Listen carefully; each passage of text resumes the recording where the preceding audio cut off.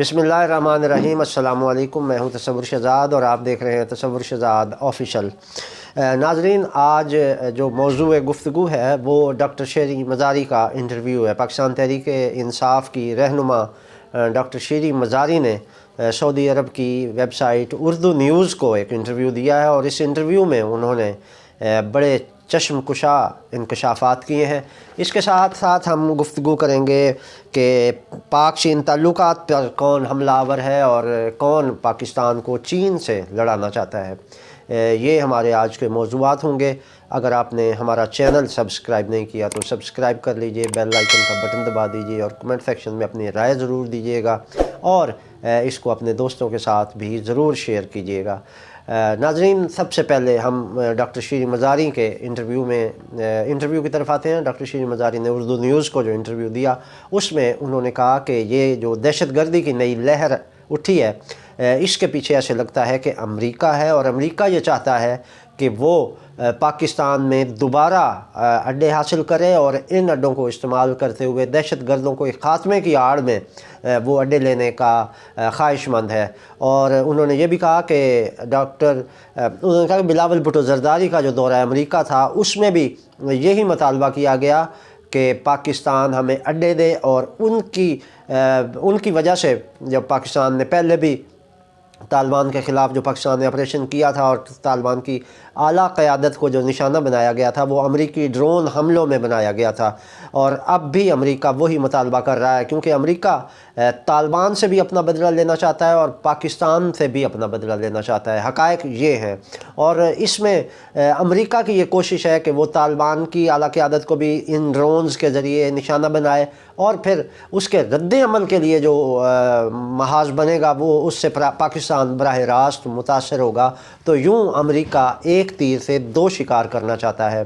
तो नाज़रीन, इस हवाले से ज़राए ये कह रहे हैं कि बिलावल भुट्टो ज़रदारी आमादा नज़र आते हैं और उन्होंने अमरीकियों को कहा है कि वो जाके इस हवाले से ज़मीन साजी करेंगे और कोशिश करेंगे कि अमेरिका को ये अड्डे दिए जाएँ और अमेरिका को दोबारा पाकिस्तान की सरज़मीन पर लाया जाए। नाज़रीन, इसके अलावा अमरीकी महकमा ख़ारजा के जो तर्जमान हैं उन्होंने गुज़श्ता रोज़ बड़ी अजीब व गरीब गुफ्तगू की और उन्होंने कहा कि नेड प्राइस जो है अमरीकी महकमा ख़ारजा के तर्जमान, उनका कहना था कि अमरीका अफ़गानिस्तान में पाकिस्तानी फ़ौजी कार्रवाई की हौसला अफजाई करेगा। नाज़रीन, ये पहला मुल्क है जो किसी दूसरे मुल्क की सरहदों के अंदर घुसने की हौसला अफजाई करता है। नाज़रीन, ये दहशतगर्दी अपनी जगह पर, उनके ठिकाने अपनी जगह पर वो यकीनन काबिल मज़म्मत भी हैं और काबिल अफसोस भी हैं, लेकिन ये कि आप दरअंदाज़ी करें किसी मुल्क के अंदर जाकर और फिर इसका बेहतरीन हल यही है कि आप तालिबान हुकूमत के साथ मुज़ाकरात करें, उनसे बातचीत के ज़रिए इनके ठिकानों को वहाँ से ख़त्म करवाएँ। चे जाए कि आप तालिबान हुकूमत से मुज़ाकरात किए बग़ैर ख़ुद दरअंदाज़ी करते हुए उनकी सरहदी ख़िलाफ़ वर्जी करें और इस अफ़गानिस्तान में जाकर TTP के जो ठिकाने हैं उनको निशाना बनाएं, तो ये तालिबान हुकूमत को मुश्तइल करने के मुतरादिफ़ है। और अमेरिका यही चाहता है कि हमें बहला फुसला कर, हमें इश्तियाल दिलाकर अफ़गानिस्तान पर हमला करवा दे और फिर अफ़गानिस्तान हमारे ऊपर हमलावर हो जाए और यूँ एक खाना जंगी की सूरत हाल पैदा हो जाए जो अमेरिका के लिए तो फ़ायदेमंद है, हमारे और अफ़गानिस्तान के लिए ये किसी तौर भी मुफीद नहीं है। नाज़रीन, इस इंटरव्यू में डॉक्टर शेरी मज़ारी ने कहा कि अमेरिका ये चाहता है कि हम जानबूझकर अफ़गानिस्तान में अदम इस्तेहकाम पैदा करें और वो फिर हमें इमदाद की आड़ में, हमें दिफाई इमदाद के आड़ में आए और फिर हमारे अड्डों को वो इस्तेमाल करते हुए तालिबान को निशाना बनाए। नाज़रीन, जो तालिबान ने अमेरिका को ज़ख्म दिया है वो अभी तक रिस रहा है और अमेरिका अपनी इस इबरतनाक शिकस्त से परेशान भी है और सीख पा भी है और अमेरिका ये चाहता है कि वो किसी न किसी तरह अफ़गानिस्तान से बदला ले और तालिबान से बदला लेकर अफ़गानिस्तान में उनकी हुकूमत को तहवाला कर दे। तो उसके लिए अब उसकी कोशिश है कि वो पाकिस्तान में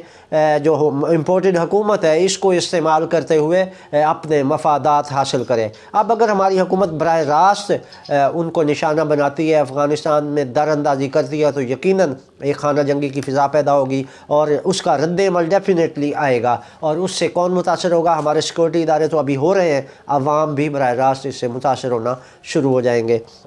ناظرین اس حوالے سے ڈاکٹر شیریں مزاری نے اپنے انٹرویو میں کہا کہ Imran Khan T T P کے ساتھ بات چیت کر رہے تھے اور ہم نے ان کو جو پاکستان سے لوگ گئے ہوئے تھے افغانستان میں اور طالبان میں، ہم نے ان کو قائل کیا تھا کہ وہ پاکستان کے آئین اور قانون کو تسلیم کریں تو انہیں یہاں بسایا جا سکتا ہے، وہ واپس اپنے گھروں کو لوٹ سکتے ہیں۔ لیکن انہوں نے یہ کہا کہ ہم جب اس حوالے سے ایک کمیٹی بنائی گئی تھی، اس میں آرمی کے بھی لوگ تھے، وزارت خارجہ کے بھی لوگ تھے، اور اس میں ISI کے چیف اس وقت کے جنرل فیض بھی تھے، اور ڈاکٹر شیریں مزاری کہتی ہیں کہ میں بھی اس کمیٹی کی رکن تھی۔ تو جب ہم نے طالبان TTP کے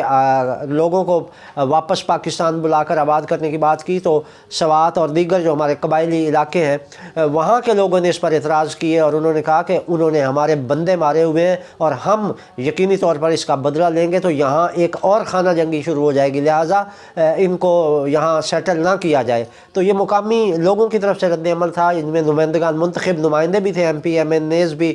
قبائلی علاقوں کے تھے، جنہوں نے حکومت کو، اس وقت کی حکومت یعنی عمران خان حکومت کو یہ تجویز دی تھی کہ آپ TTP کے جو افغانستان میں چھپے ہوئے لوگ ہیں ان کو واپس پاکستان نہ لائیں، اس سے ان علاقوں کے لوگوں میں اشتعال پیدا ہوگا۔ ظاہر ہے یہ لوگ TTP کے متاثرین میں سے ہیں اور TTP نے ان لوگوں کے بندے مارے ہوئے ہیں، تو اس حوالے سے اگر یہ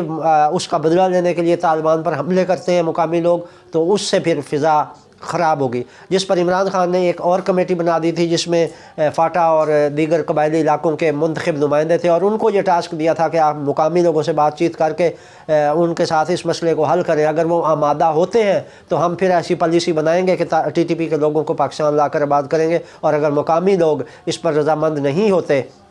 تو اس کا کوئی اور لاہے عمل سوچا جائے گا، اور ہو سکتا ہے کہ ہم انہیں واپس نہ بلائیں۔ تو ناظرین یہ جو پاکستان تحریک انصاف کی حکومت کی جانب سے سیٹلمنٹ ہو رہی تھی، تو اس کے مثبت نتائج برآمد ہو سکتے تھے کہ ظاہر ہے جب ہم ان کو پاکستان میں آنے کی دعوت دے رہے تھے تو ان کو آئین کا پابند کر رہے تھے، اور اگر وہ آئین کے پابند ہو جاتے ہیں تو ظاہر ہے وہ قانون کے اس میں آ جائیں گے، دائرے میں آ جائیں گے، تو یقیناً پھر کوئی ایسی کارروائی یا ایسی حرکت نہیں کر پائیں گے کہ جس سے قانون شکنی ہوتی ہو۔ تو اس حوالے سے پھر یہ لوگ پاکستان میں آ کر آباد ہوتے اور اپنا ان کا سسٹم ہوتا اور پاکستانی شہری کے طور پر یہاں پر رہتے۔ لیکن جب امریکہ کی جانب سے یہ دیکھا گیا کہ عمران خان اس معاملے کو سیٹل کر رہا ہے اور قبائلی علاقوں میں امن آ رہا ہے، تو اس وقت پھر یہ رجیم چینج کا فیصلہ کیا گیا۔ اور یہ رجیم چینج صرف اس لیے نہیں ہوا کہ عمران خان نے امریکہ کی غلامی سے نکلنے کا اعلان کیا تھا، بلکہ یہ رجیم چینج اس لیے ہوا تھا کہ پاکستان ترقی کر رہا تھا، اور اس لیے ہوا تھا کہ ہمارے قبائلی علاقوں میں امن آ رہا تھا، یہ اس لیے ہوا تھا کہ پاکستان بہتری کی جانب گامزن تھا، اور اس کی بنیاد جو سب سے بڑا اس میں منصوبہ تھا وہ CPEC کا منصوبہ تھا۔ ناظرین امریکہ نے یہ طے کر لیا تھا کہ وہ CPEC کے منصوبے کو لپیٹ دے گا، اور اس کے لیے ہی یہ رجیم چینج کی گئی اور عمران خان کو اقتدار سے نکال دیا گیا کہ اگر عمران خان اقتدار میں رہتا ہے تو پاکستان کی حالت سدھر جائے گی، پاکستان بہتر اور مستحکم ہو جائے گا، اور مستحکم پاکستان انڈیا، اسرائیل اور امریکہ کے لیے کسی طور بھی مفید نہیں ہے۔ پاک چین تعلقات خراب کرنے کے ایجنڈے پر بھی اس وقت امریکہ کاربند ہے، اور آپ دیکھیے کہ اس حوالے سے کتنی عجیب بات ہے کہ ہم نے چین کے سعودی عرب کے ساتھ تعلقات مستحکم کروانے والے ہم ہیں، ہم ان کو دروازہ ہم نے کھول کے دیا، اور آج وہ چین کا صدر سعودی عرب میں جا کر بیٹھتا ہے اور عرب حکمرانوں سے بات کرتا ہے اور اس میں پاکستان نہیں ہے۔ تو یہ پاکستان کو مائنس کر دینا یا پاکستان کا اس کانفرنس میں شامل نہ ہونا اس بات کی دلیل ہے کہ چینی بھی سمجھتے ہیں اور امریکیوں نے اس بات سے شاید منع کیا ہو ہماری حکومت کو کہ آپ نے ان کے درمیان وہاں نہیں جانا، تو پاکستان اس سے لا تعلق رہا، اور چینی صدر نے جا کے محمد بن سلمان سے ملاقاتیں کی، شاہ سلمان سے ملاقاتیں کی، اور دیگر عرب ممالک کے سربراہوں سے بھی ان کی ملاقاتیں ہوئیں، اور اس میں بہت سے معاہدے بھی ہوئے جس کا فائدہ سعودی عرب کو بھی ہوا اور چین کو بھی ہو رہا ہے۔ تو یہ چیزیں ایسی ہیں جن سے خطے میں بہتری آ رہی ہے، لیکن امریکہ یہ نہیں چاہتا کہ ہمارے خطے میں امن ہو، ہمارے خطے میں خوشحالی آئے، ہمارا خطہ ترقی کرے۔ یہی وجہ ہے کہ کبھی وہ کسی کو مسلط کر دیتا ہے، کبھی ایسے حکمران لے آتا ہے جن کی ڈوریاں واشنگٹن اور پینٹاگون سے ہلتی ہیں، اور پھر وہ انہی کے ایجنڈے پر کام کرتے ہیں۔ ناظرین رانا ثناءاللہ کے بیانات بھی بڑے عجیب و غریب ہیں، اور جو وہ تحریک طالبان کے حوالے سے بیانات دیتے ہیں وہ پتہ نہیں ان کی بد نیتی ہے یا نہ سمجھی کہ وہ ایسا بیان دے دیتے ہیں جس سے اشتعال پیدا ہوتا ہے۔ ایک طرف وہ کہہ رہے ہیں کہ ہم کسی طور ان کو معاف نہیں کریں گے، دہشت گردوں کے لیے ہماری زیرو ٹالرنس ہے، اور ساتھ ہی کہہ دیتے ہیں نہیں وہ ہم سے مذاکرات پر آمادہ ہوں تو ہم اس کا کوئی رستہ نکال سکتے ہیں۔ ناظرین، ایک طرف سے آپ ان کو دھمکی دے رہے ہیں اور دوسری طرف سے آپ انہیں گلے لگانے کی بات کر رہے ہیں، تو یہ دوہرا معیار جو ہے یہ کسی طور بھی قابل قبول نہیں ہوتا، کسی کے لیے بھی قابل قبول نہیں ہوتا۔ ناظرین، اب ایک خاص ایجنڈے کے تحت انڈیا کو استعمال کرتے ہوئے افغانی عوام اور افغان حکومت میں پاکستان کے لیے نفرت کے بیج بوئے جا رہے ہیں اور ان کے اندر تعصب بھرا جا رہا ہے۔ انڈیا کے لوگ وہاں پہ مسلسل اس ایجنڈے پر عمل پیرا ہیں کہ افغانیوں کو اتنا مشتعل کر دیا جائے پاکستان کے حوالے سے کہ یہ جا کے پاکستانیوں کا گریبان پکڑ لیں۔ تو یہ صورتحال ہے، اس کا ایک نازک صورتحال ہے، اس کا ادراک کرتے ہوئے ہمیں افغانیوں کے ساتھ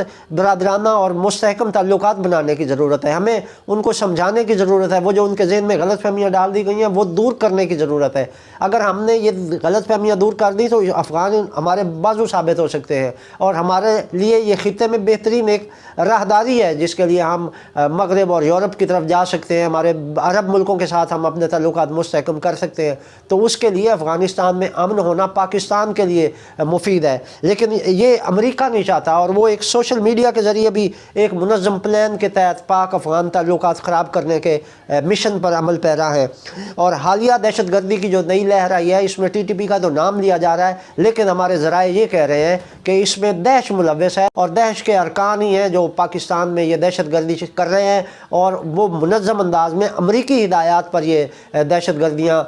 گردی کی وارداتیں کر رہے ہیں۔ اور اس میں جو آئی ایس آئی کے خانوال کے قریب پیرووال میں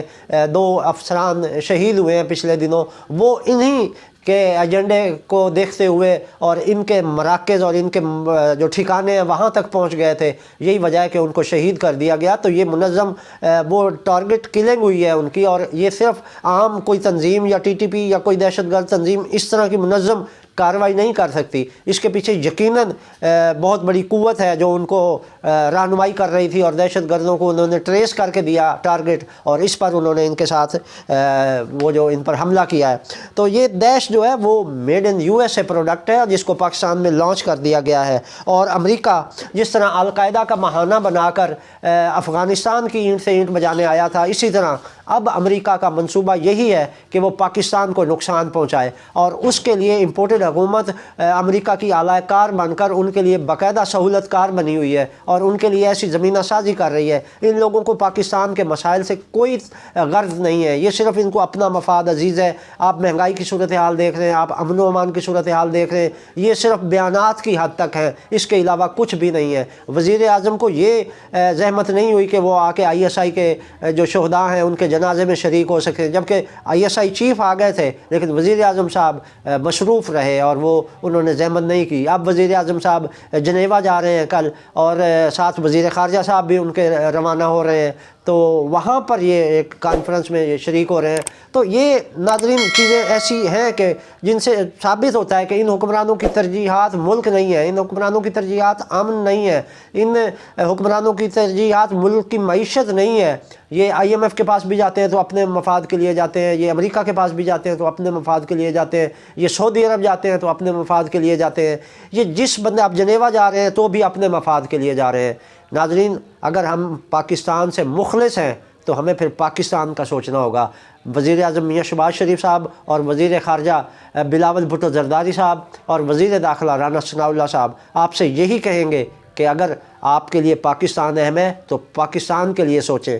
آپ پاکستان کی بجائے اپنی ذات کے لیے سوچ رہے ہیں، اور جو اپنی ذات کے لیے سوچے پھر قوم اسے کسی طور قبول نہیں کرے گی۔ یہ تھی ناظرین اب تک کی اپڈیٹ۔ تصور شہزاد کو اجازت دیجیے، اللہ نگہبان۔